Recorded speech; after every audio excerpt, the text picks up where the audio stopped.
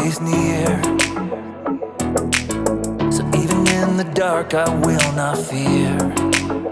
I know the storms will come, I know I'm not alone. You are my strength, so I will say, you make me brave, you give me courage. I won't be afraid, I won't even worry, 'cause you've got the whole world in your hands. You fight for me, you help me stand. You make me brave, you give me courage.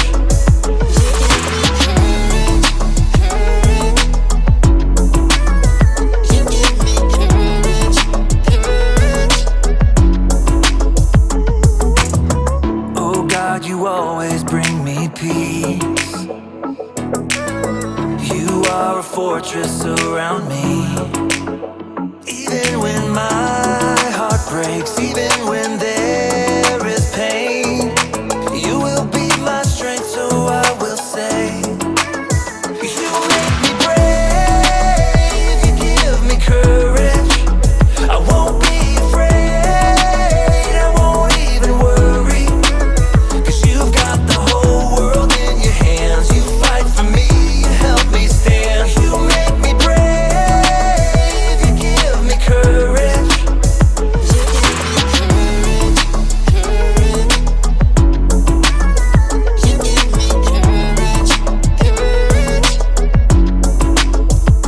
I can do all things through Jesus, my Savior, who gives me strength every day, strength and courage. I can do all things through Jesus, my Savior, who gives me strength every day, strength and courage. You make me brave, you give me courage. I won't be afraid, I won't even worry, 'cause you've got the whole world in your hands. You fight for me, you help me stand. You make me brave, you give me courage. I won't be afraid, I won't even worry, 'cause you've got the whole world in your hands. You fight for me, you help me stand. You make me brave, you give me courage.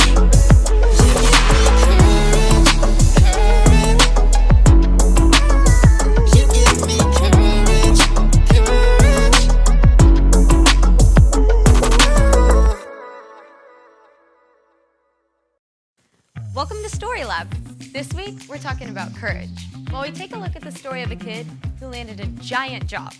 Oh, and we're also going to be doing this.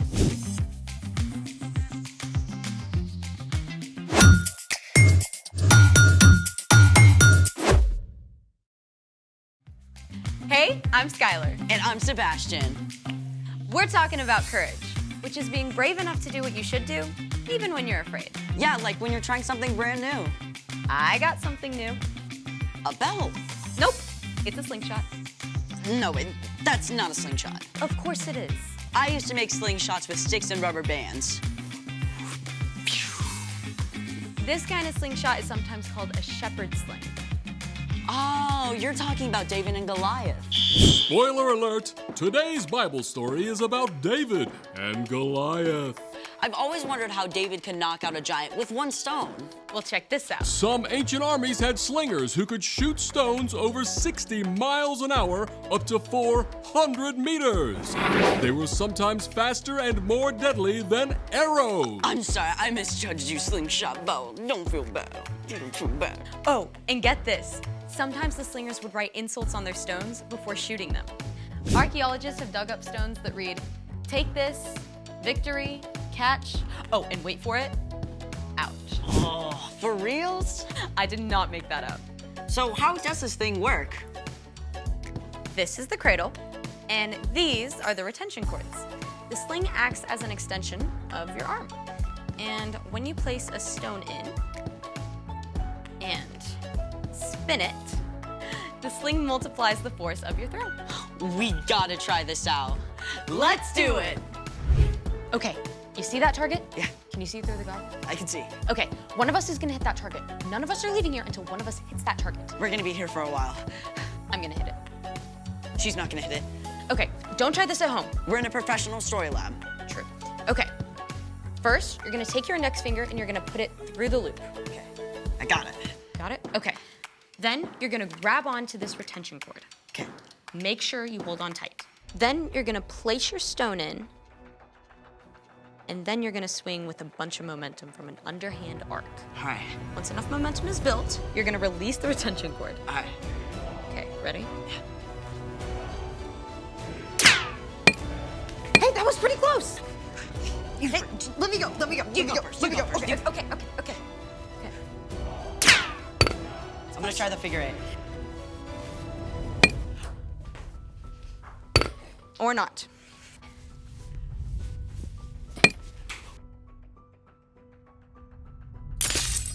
Way harder than it looks. I mean, David had all day, every day to practice in the fields. Which reminds me, it's time for...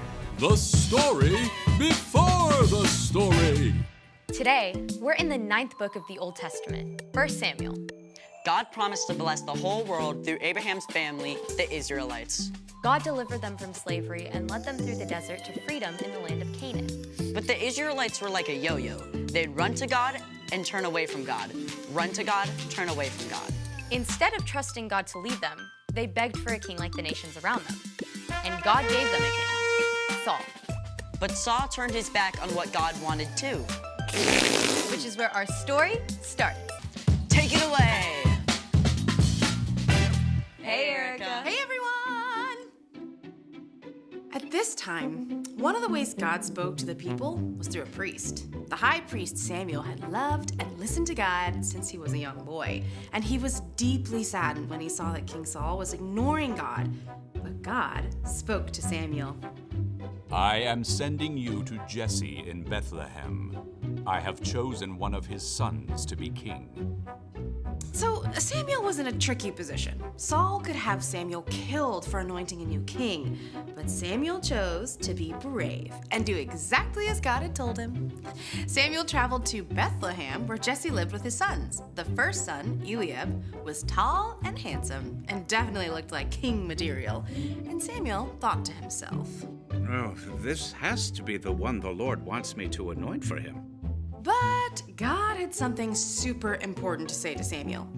Do not consider how handsome or tall he is. I have not chosen him. People look at the outside of a person, but the Lord looks at what's in his heart. Jesse had 6 other sons stand right in front of Samuel, but even though they looked pretty kingly, God made it clear to Samuel. Well, God hasn't chosen them either. Are these the only sons you have? Well, my youngest son is taking care of the sheep. Well, okay, send for him. So, of course, Jesse sent for his youngest son, David. And when David showed up, well, he looked and smelled like he'd been hanging out with, well, a bunch of sheep. But God was looking at David's heart instead of his haircut. He told Samuel, Get up and anoint him. This is the one. So Samuel poured oil on David's head, a special sign that God had chosen him to be the next king of Israel.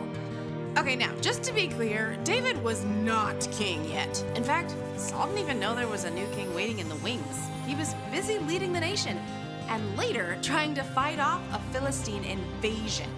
And the Philistines had a secret weapon, a warrior more than 9 feet tall, named Goliath. Choose one of your men. Have him come face me to decide this war. I dare you. Obviously, the Israelites were terrified! For 40 days in a row, they cowered behind the battle line as Goliath repeated his dare. Now, David's brothers were part of Saul's army. And after all this time, their dad wanted to make sure they were okay. So, Jesse told David to leave the sheep behind and take some food to his brothers. David arrived just in time to hear Goliath's challenge. Come and fight me. I dare you. Right away, David turned to the men around him. He's bringing shame on Israel and trash-talking God. Someone has to fight him. Word got back to King Saul that this kid was asking about Goliath. So Saul sent for David. Don't let anyone lose hope because of this Philistine. I'll go out and fight him. You're too young. When I'm taking care of my father's sheep, sometimes a wild animal attacks. I go after it to save the sheep. I've killed a lion and a bear. God saved me from them, and he'll save me from this Philistine. Go. May the Lord be with you. At first, Saul wanted David to wear his own armor. But it was super heavy, and David wasn't used to it. So David shrugged it off and went and found 5 smooth stones from the stream instead. Come and fight me! This time, when Goliath made his challenge, David stepped forward. The warrior mocked him. Come over here. I'll feed you to the wild animals. You come against me with a sword, but I come against you in the name of the Lord. He'll give me victory over you. As Goliath moved to attack, David raced forward. He took one of those stones, fit it in his sling, and spun it with all his might. The stone sliced through the air and hit Goliath squarely on the head. Ow. The giant swayed and fell to the ground, dead. When the Philistines saw their hero was dead, they panicked and ran. The Israelites chased them until their whole army scattered. And Saul was so impressed with David, he invited him to come and live at the palace. The end. That story gives me the chills, no matter how many times I hear it. I mean, how did David have the guts to do that? Well, David had gotten in the habit of talking to God every day and asking for God's help to protect the sheep. So when he came up against something that seemed impossible, He had practice. He was ready. so what's our part in the story? Now, I don't think any of us will meet a 9-foot-tall giant soon, but you probably are going to face something that feels big and impossible. Maybe someone you know is sick. You're super nervous about visiting them, but you can encourage them and show them God's love, even when things feel dark. Or maybe your giant is PE. I have a friend who hates running. She was gonna pretend to be sick on the day she had to run a mile in PE. What happened? Well, we talked to God about it together, and she got out there and ran. Wow. Yep. You don't have to do the impossible alone. Jesus went up against the biggest, scariest thing of all, death, and he defeated it. God raised Jesus from the dead, and when we believe in Jesus, we get to face our fears with the very same power that raised Jesus back to life. All right, you guys, I'll see you next time. Bye, Erica. So here's the thing. You can do what you should, even when things seem impossible. Like actually trying to hit the target with this thing. We looked a little weird. Yes, we did. Wanna try again? Absolutely. Thanks for joining us in the Story Lab. See you next time.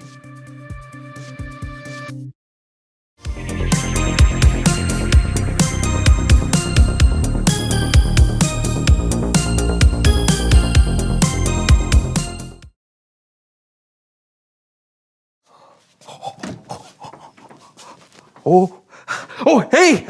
Brandon, you will not believe what I just found. What? The multiverse! The multiverse? What is the multiverse? Oh, come on, you know, like in the movies.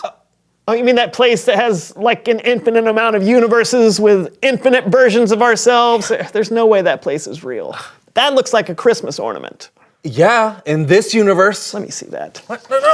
Oh! Brandon, what did you do? You just broke the multiverse. John, for the last time, there's no such thing as the multiverse.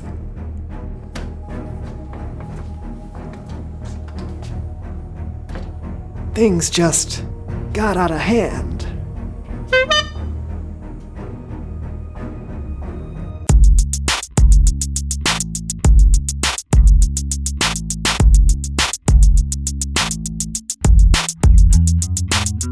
Welcome to the So-and-So Show. I'm Brandon, that's John, and we are excited about today's show. Yes, we are, because we're talking about courage. That's right, and today we have a very special guest, and I have to say, I am extremely excited about this. I'm a big fan. I even brought I forgot something that I want him to sign. I'll be right back. Cover for me. Okay. I'll be right back.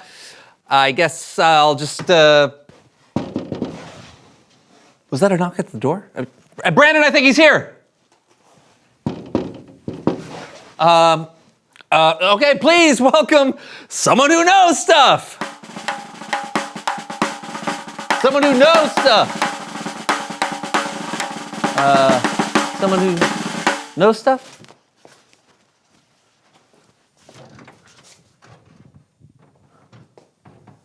Hello?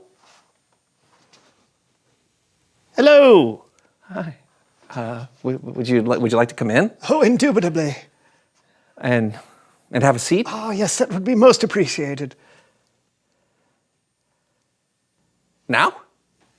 Oh, ha, yeah, yes, of course. Thank you, whoever you are. Yeah. Let's see, where do I begin? So many choices. What if I mess up? I don't. Whoa. Most appreciated. Thank you.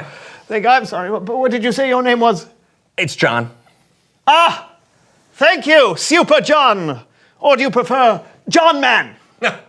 Just John is fine. Very good. Just John. Thank you for the hospitality. Actually, do you know why I've been summoned? I'm not going to have to do anything serious or alarming, am I? Oh, no, I don't think so. My friend Brandon, he's a huge fan of yours, and he just thought we'd, have you on the show to talk about courage and being a superhero. I see. Why don't we start with TR and what you know? Wait, that would be splendid. Yes. I am Captain Anxiety, and I know many, many very heroic things. Great. Tell us why it's important to have courage when you're a superhero. Absolutely. Courage. That's not really my strong suit. It's not my speciality, if you will. I'm more of a person who likes to run, hide, and scream like a fainting goat. Like oh. That's really my modus operandi, if you will. There's lots of ways to stand up for what's right. You are correct, Just John. For instance, I like to make sure no one does any over-squeezing of the avocados in the grocery store. You can make sure they're ripe, but any more than that and you've crossed the line. Sure. Looking out for those that don't have a voice in our society is an incredible way to stand up for others and show courage. So what do you usually tell the over-squeezers? Yeah. I don't usually say anything. I don't want to step on anyone's toes. So what I do is usually stare at them with my ubiquitous eyes of judgment.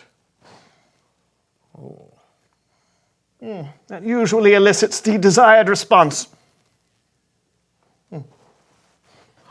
Oh, yeah, I bet. Don't take this the wrong way. You just seem to be a little, scared to be a superhero. Not a truer word was spoken, Just John. But fear should not deter one from being heroic. A hero should endeavor to do what's right despite his or her fear. At least, that's what I read whilst perusing the Hero's Handbook.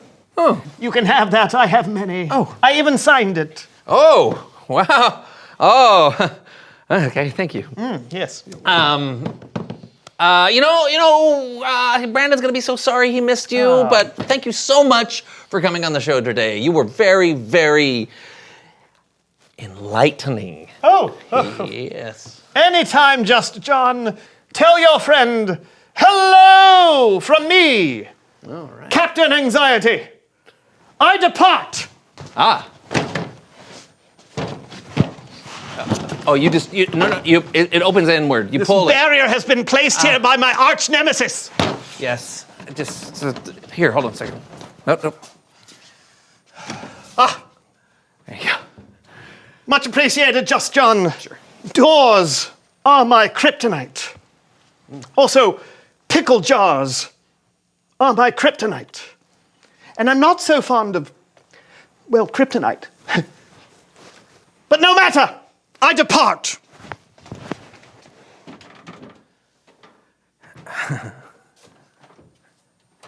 Oh, watch out for that parking meter. Okay. Is he here? Oh, you just missed him. What? Oh, man. I knew I was taking too long. What did he say? He talked about, when he first came in, he was really nervous. Oh, yeah. You know, Oh, and scared. But he had some amazing things to say about not letting his fears keep him from being a hero. Well, he is Captain Anxiety after all. I knew he'd be a great guest. Oh, he also told me to tell you, hello. Yeah? And he gave me this to give to you. The Hero's Handbook! Oh, and he signed it. Apprehensively yours, Captain Anxiety. This is the greatest day of my life. Oh. It's Bible story time with Kellen.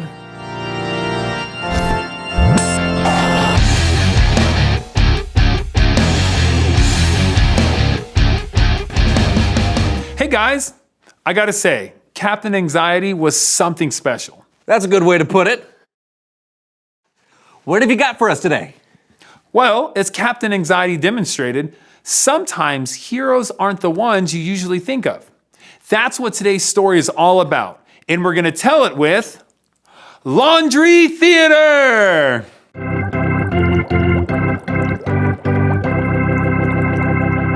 Today's story comes from the book of 1 Samuel in the Old Testament. The Israelites had a king named King Saul, but instead of doing what God wanted him to do, Saul did what Saul wanted to do.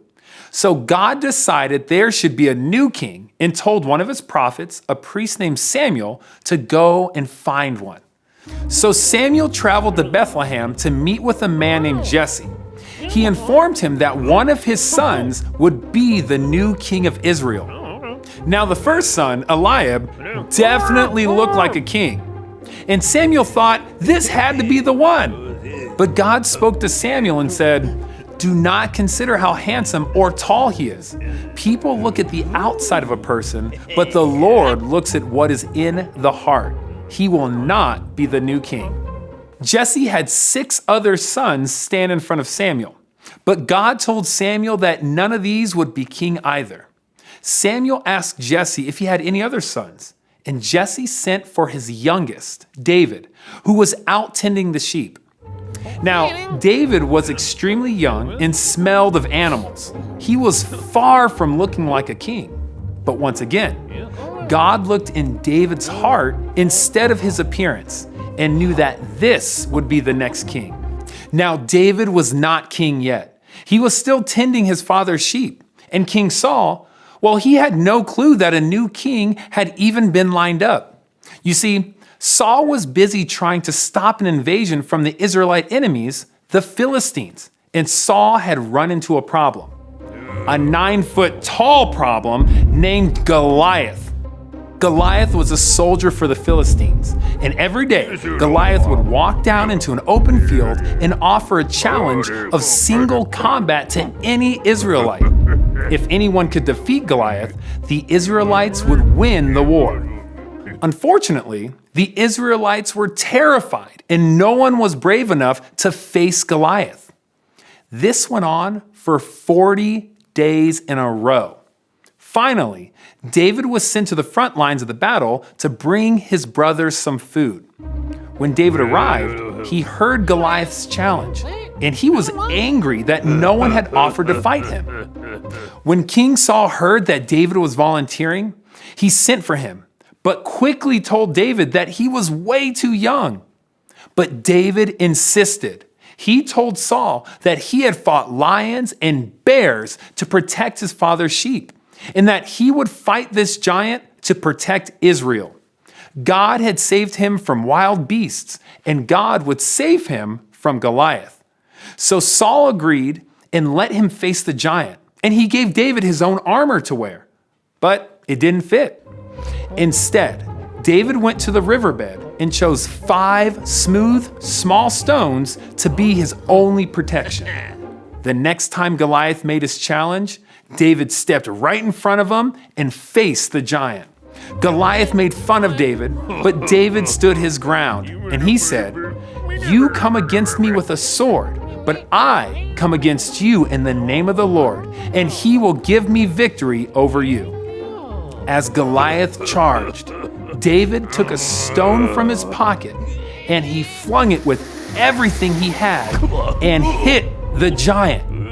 The stone hit its mark, and Goliath and the Philistines were defeated. David had faced his fears and proved that it is the hero's heart that matters, not the size. The end. Well, I guess David had practiced going up against lions and bears, so maybe Goliath wasn't as frightening to him as he was to the other Israelites? Lions and giants and bears, oh my!